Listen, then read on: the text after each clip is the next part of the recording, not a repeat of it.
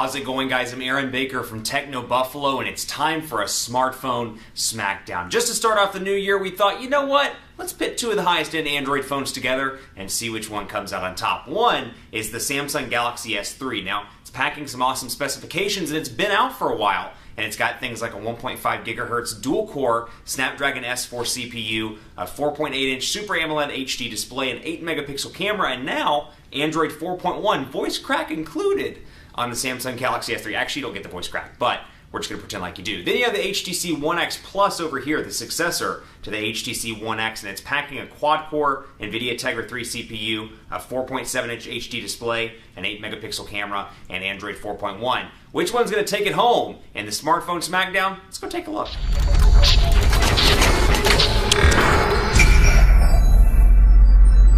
Two of the hottest Android devices here in the office right now that are available on US carriers. One is the Samsung Galaxy S3. This is available on Verizon, AT&T, Sprint, T-Mobile, US Cellular for $199.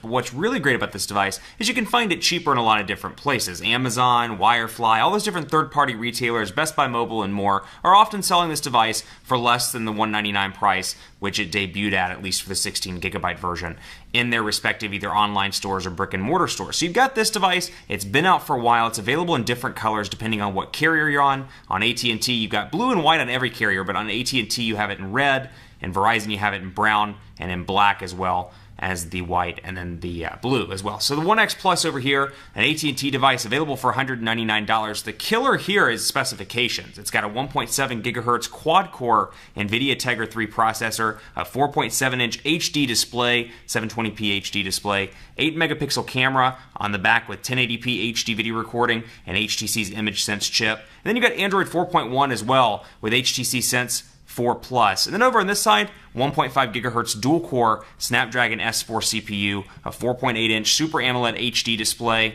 It's also 720p, an 8-megapixel camera on the back with 1080p HD video recording, and then of course a 2,100 milliamp hour non-removable battery, removable battery over here. On this one, it's a 2,100 milliamp hour non-removable battery on this device. So both of these devices are incredibly spec'd. They're great Android devices. They're high-end contenders. This one, what really draws it though, even though it only has 1 gigabyte of RAM, is the 64 gigabytes of internal storage on this device. 64 gigs out of the gate. Compare this to something like the Apple iPhone 5, which if you want it in the 64 gigabyte variant, you're going to pay $399 to get it for that price, or for that with that amount of storage. So that's something that's really nice about the One X. You get a great deal of internal storage for a good price point. Then you have this device, like I said over here, the Galaxy S3, packing some great specs, incredible seller. Let's take a look at some of the personalization on both of these devices, but before we get too far into that, take a look at the build quality on both. This one, polycarbonate shell, very similar to the HTC One X that came out earlier in the year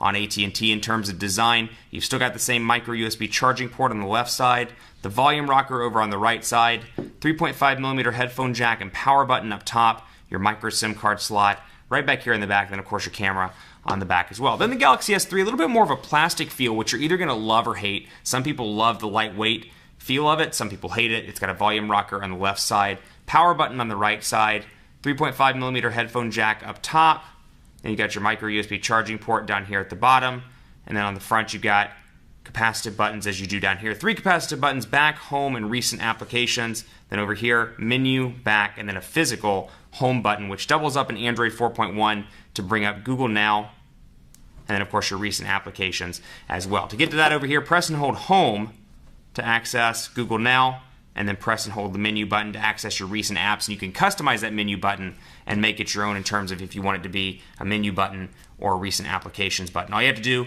press it for menu, press and hold for recent applications if you have that enabled. But let's talk about personalization so we don't get too far off of the beaten path here. You've got a couple of different options here, and both of these devices do a great job when it comes to personalization. You have the typical Android stuff here, things I love like notification bar, things where you can get all your messages in one place. Then of course you have your wallpaper configurations, things like that. What I really like in applications, widgets over here.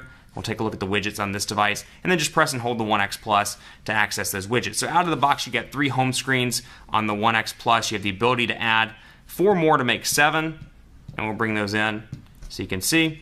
And then we'll press and hold, and it'll bring up our widgets. Now HTC, both HTC and Samsung, I should say, offer a great number of widgets on their devices, some of which are obviously stock Google widgets, and some of which are manufacturer-based widgets. For example, Calendar HTC, you can see the two different calendar options. You've got an Android option, then you have an HTC option, and within that you've got a couple of different types of calendar. You've got a monthly calendar, you've got a weekly calendar, and then you've got a per appointment calendar. And then over here on widgets, you've got your calendars in here, your 2x3, your 4x4. So you've got some different Samsung options in addition to the stock Google options as well. So Samsung brings in their own widgets, HTC brings in their own widgets, and the great thing about Android 4.1 is they're customizable. See, there we go. So I can customize that and make it my own. As you can see, they're very similar with the HTC widget as well. So we'll just do all calendars and hit OK.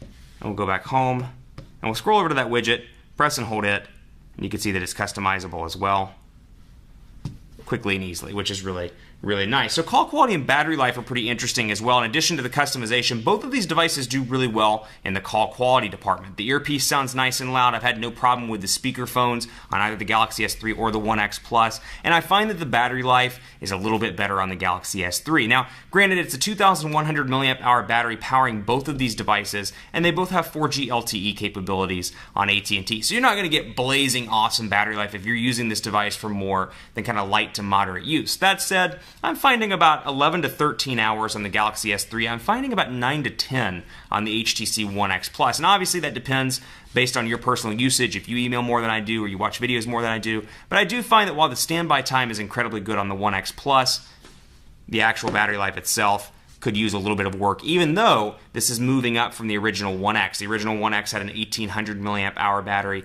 This has a 2,100 milliamp hour battery. So a bigger battery, but a processor that consumes a little bit more of that battery makes for a slightly better battery performance all around, but still not quite up to par to some of the other devices like the Galaxy S3 and other high-end Android devices on the market. Now let's take a look at camera as well. And there's some great camera settings on both of these devices that really make them useful. Let's go into applications. We'll go to the camera and take a look. Start up camera. And we'll start this one up, and while we're doing that, we'll do this one as well. Now, HTC offers an awesome feature on there, is their Image Sense chip. And what I love is, let's say you're at a soccer game or a football game, and you want to take pictures in burst mode as quickly as possible. Maybe your daughter's soccer game. You can quickly take a bunch of different pictures and then save those, and it'll bring up a list of all those pictures. You can choose the best shot, you can delete the rest, but you've got 20 pictures to choose from, and likewise, you can be recording. And so we'll be recording a video like we are right now, and I can click the button and take still pictures as well. So little features like that I find particularly useful. This is something that was a carryover from the original One series, the One X and the One S, that were announced at Mobile World Congress last year. And of course you got your settings in here as well, where you can change ISO, white balance, continuous shooting, all that good stuff. Now over here, great options as well. You've got your settings, which you can come in here, and you can do very similar settings in here. You can press and hold and do kind of a burst mode of sorts. I'll come in here so you can see burst shot, and I can quickly take, and I have the sound turned off, but you can see I can take 20 quick burst pictures in here as well, and I can choose best photo, and if I choose best photo, it allows me to choose the best of 8 pictures, and I can click and process those and find my personal favorite, or the one that I think came out the best, and snap a picture and be good to go, which is really a nice feature. So you've got these features on both devices. What I really like, though, about the Galaxy S3 is the personalization it brings in addition to Android. So obviously Android has some great customization, some great personalization choices. What I really like is that they moved it to the next level with the Galaxy S3. So let's take a look, for example, let's say going down through here and you want to take a look at some of the lock screen customizations. Now, you have some lock screen customizations on the One X Plus as well. You've got this typical half circle lock screen that you've seen on HTC devices with Sense in the past, and there's some great new benefits to the One X Plus, some new lock screens, some new themes, and more. We can go into settings and personalize. You can take a look at some of those skin, wallpaper, lock screen style, a bunch of different options here. We can change the skin around and really make this device our own. But where I think Samsung takes it to the next level is we can come over here to lock screen options, and you can see some really cool things. And a lot of times I think to myself, why weren't these in stock Android? Or maybe this could be a springboard for future Android options in stock versions. So you've got dual clock here, information ticker. You can set this and really make it your own. For example, we can come down here to camera quick access and turn it on, and I can hit OK, turn it off and back on. And I can press and hold the screen, and as soon as I turn the device, and then it goes right into the camera. So there are a lot of different cool shortcuts in the software that really make this device useful. And it's not just with the lock screen, it's also in the main area as well. Let's go into settings and not Music Hub. Let's jump in here to settings, and we'll come up here to display. And let's go down here to Smart Stay. Things like this, screen stays on as long as you look at it. So with Smart Stay enabled, if I'm staring at the screen stays on. In Smart Rotation, it will detect when I'm laying in bed, for example, and it won't rotate the screen if it sees that my face is staying in a certain position. That's a really, really nice feature, in addition to font style and font size and battery percentage and more. So I'm a big fan of a physical battery percentage. You do get that on TouchWiz as well. You can see it says 94% up here in addition to kind of the arbitrary battery meter.